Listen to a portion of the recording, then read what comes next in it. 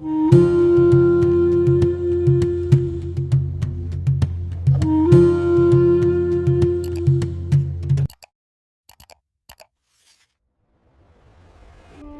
عاد کی تباہی کے بعد صدیاں گزری اور ایک نئی قوم نے جنم لیا۔ یہ قوم سمود تھی۔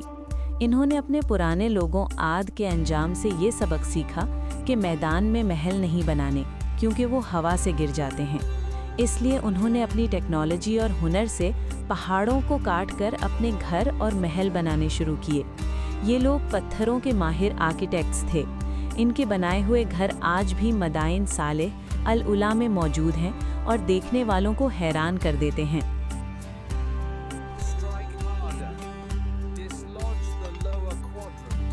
لیکن طاقت اور ہنر نے انہیں بھی متکبر بنا دیا۔ وہ پتھروں کو پوجنے لگے اور اللہ کو بھول گئے۔ اللہ نے انہی میں سے ایک شریف انسان حضرت صالح علیہ السلام کو نبی بنا کر بھیجا۔ حضرت صالح نے انہیں سمجھایا، ان پہاڑوں میں ہمیشہ نہیں رہو گے، اللہ سے ڈرو۔ مگر قوم کے سرداروں نے کہا، اے صالح، ہم تو سمجھتے تھے تم کوئی بڑے آدمی بنو گے، تم تو ہمیں ہمارے باپ دادا کے دین سے روک رہے ہو۔ جب حضرت صالح نے زور دیا تو قوم نے ایک ناممکن شرط رکھ دی۔ انہوں نے سامنے کھڑے ایک ٹھوس، سخت اور بنجر پہاڑ کی طرف اشارہ کیا اور کہا، اگر تم سچے نبی ہو تو اس پہاڑ کے اندر سے ایک زندہ، گابھن، پریگننٹ اونٹنی نکال کر دکھاؤ۔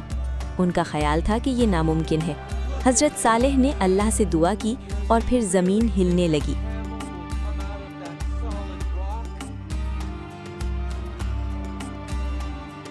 دیکھتے ہی دیکھتے پہاڑ پھٹا اور اس میں سے ایک خوبصورت اور صحت مند اونٹنی باہر نکلی۔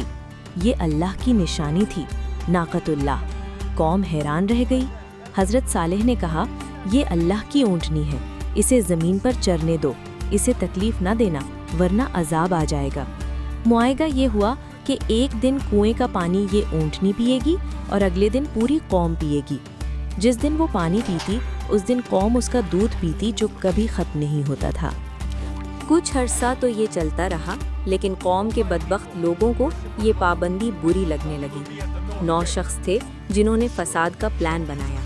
ان کا سردار قدار بن سالف، سب سے بدبخت انسان، آگے بڑھا۔ جب اونٹنی چر رہی تھی اس نے تیر مارا اور پھر تلوار سے اسے قتل کر دیا۔ صرف یہی نہیں، انہوں نے مذاق اڑایا اور کہا، اے صالح، اب لے آؤ وہ عذاب اگر تم سچے ہو۔ تم نے اللہ پہلے دن ان کے چہرے پیلے، یلو پڑ گئے، دوسرے دن لال ہو گئے، تیسرے دن کالے ہو گئے، چوتھے دن صبح سویرے ایک دہشت ناک چیخ یا دھماکہ ہوا۔ یہ آواز اتنی تیز تھی کہ ان کے کلیجے پھٹ گئے۔ وہ اپنی ہی محلوں میں اوندھے منہ گر کر مر گئے۔ سب خاموش ہو گیا۔ محل گواہ ہے کہ جب اللہ کا عذاب آتا ہے تو مضبوط پہاڑ بھی پناہ نہیں دیتے۔ حضرت صالح اور ایمان والے وہاں سے ہجرت کر گئے۔ اگلی ویڈیو میں ہم دنیا کے پہلے بادشاہ نمرود اور آگ کے الاؤ حضرت ابراہیم علیہ السلام کا واقعہ بیان کریں گے۔ گمشدہ اوراق کو سبسکرائب کریں۔